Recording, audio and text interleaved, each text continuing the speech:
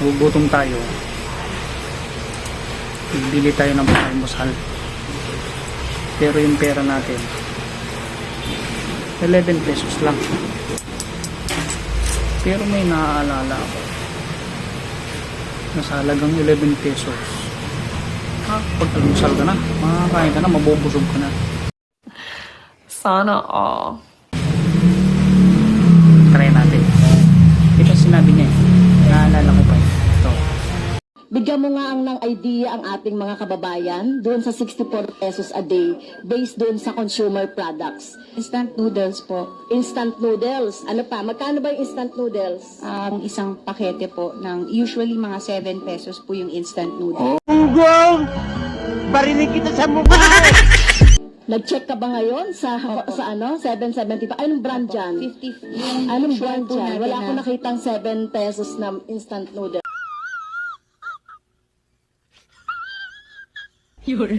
And then, kape po, ma'am. Yung 3-in-1 na kape po, nasa SRP bulletin din. Magkano yun?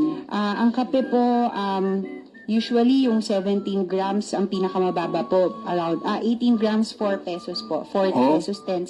Nagigil ka? Tingin mo ba masustansya itong mga pagkain? O, di ba? Sa halagang 11 pesos makakakain ka na. Oh my God! So, merong sabi 7 pesos na instant noodles, meron ka nang mabibili. Tapos makakapagkape na tayo ng 3-in-1 pesos. Apat na piso.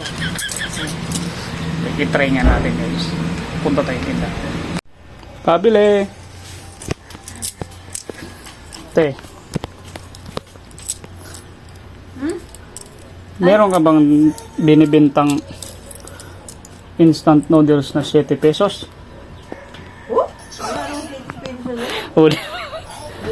Instant noodles na 7 pesos, tapos instant coffee na 3-in-1 4 pesos. Sabi ng Neda. Wa!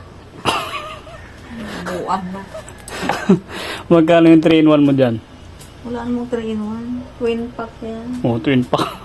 Magkano yung twin pack nga ngayon, te? 15. Oh, 15. Okay, pag Kulang pa. pinutol mo yun, hinati. O, 17. Oh, 7. O. Tapos yung instant noodles. Yung instant noodles na Hindi ba sinasabi na... hindi mo pwedeng putulin yun? Nabuang. Yung instant noodles na ano eh, 7 pesos. Meron na. O ano, shout out, Neda. Sa ulo.